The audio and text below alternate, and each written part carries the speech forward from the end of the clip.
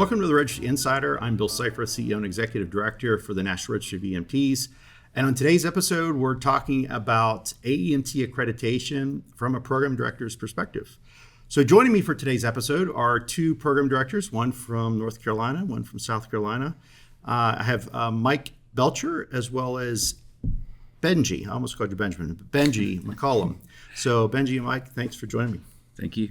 So give a little bit of an introduction, what programs you're with and what your program involves as it relates to levels it educates and where you specifically are. Hey, I'm Benji McCollum. I'm the program director at Midlands Technical College in Columbia, South Carolina. Mm-hmm. Been there for the last 5 years, and paramedic has been there for 5 years, but EMT well withstanding, and then Advanced EMT is actually something pretty new for our college. Good. All right. Thank you for that. Mike. My name is Michael Belcher, so I'm the EMS Program Director at Forsyth Technical Community College. I've been there about 2 years. So our program, we encompass EMT, AEMT, and paramedic courses structured throughout the year. We also do specialty courses, online education too as well. Okay, good. So obviously you have a pretty big comprehensive program, EMT up to paramedic, so pretty much all levels. And you recently decided to venture down that road of getting accredited for AEMT. What went into that decision process? What went into that decision to say, yeah, we need to do AEMT accreditation? Well, for me, I think the first thing is to say, North Carolina actually put in a rule that to host a AEMT class, you have to be under a LOR, or at least start the process for accreditation. LOR is? Literary review. Okay. Yeah, so for me, it was all about being proactive and not being not getting it done in a last-ditch effort. Mm-hmm. I think for me and our program, go ahead. So it strengthens what we're doing. It validates our curriculum. It shows that we are here for the best interests of our students and for our community, and support the success of what we're trying to do with our students. Good. So it's all about the students. Yeah, absolutely. It's all about the students. Cool. So that was a driving force for you. Very Yes, good. Absolutely. In addition to North Carolina, which I think it's one of 2 states that are requiring, as of June 2025, that are requiring accreditation for AEMT. Yes, absolutely.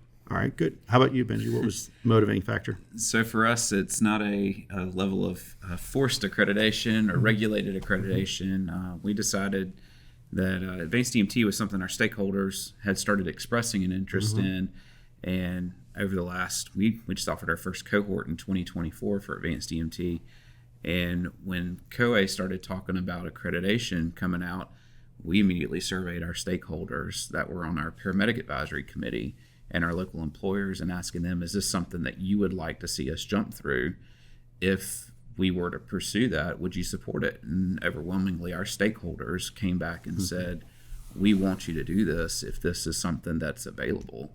And that made the decision pretty easy, even from the college perspective of being able to say, this is worth going forward with, because we have the support of the community around us supporting that idea of accreditation.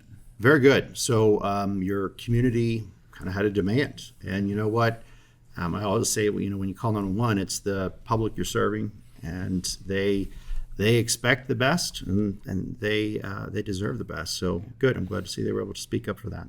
So how was your experience as you went through it? Obviously, you have your letter of review right now. You're going to have eventually a site visit coming up, I presume, for your AEMT program. But how was the process so far? I felt it was pretty painless. I sat down with Mike Miller at COA before jumping through the actual site visit and ironed out some of those last questions that we may have had.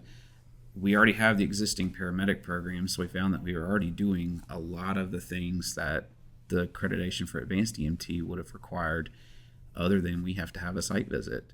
And so we sat down and had our virtual site visit and have our letter of review now. It was, about 4 hours long, probably 3 to 4 hours, if that. So about a half day. Yep.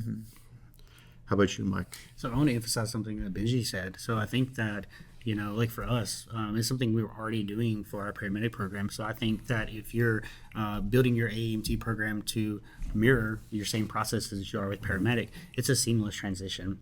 It's not, none of it's complicated. It's just a little time consuming, but it's not complicated. Good.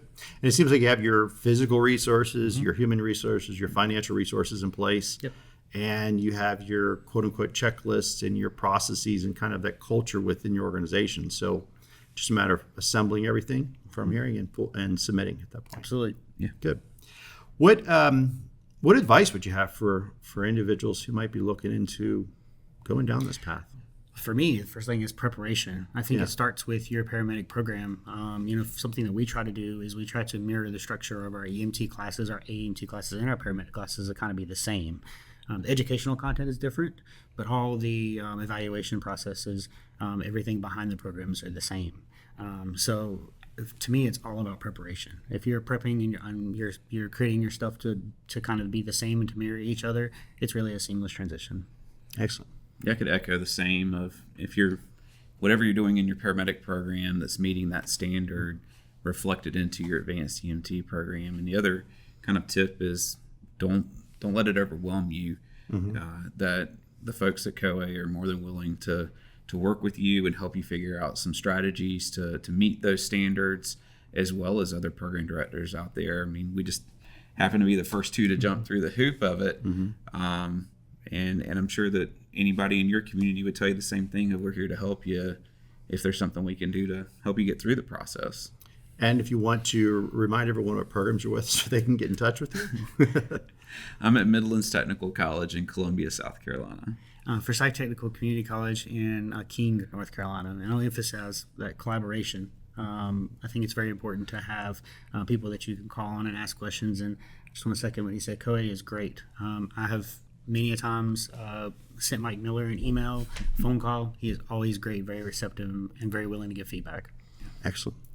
All right. Well, gentlemen, thank you for joining me for this episode and talking about accreditation, kind of why you got into it, and what are some words of wisdom you have to offer other program directors that might be considering it. So thank you for what you do for your respective programs as well.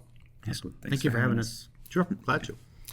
Thank you also for joining us. And as always, stay safe. Thank you for joining us for this episode. If you wouldn't mind, please click the like and subscribe buttons, as well as the notifications so you can get notifications of upcoming episodes.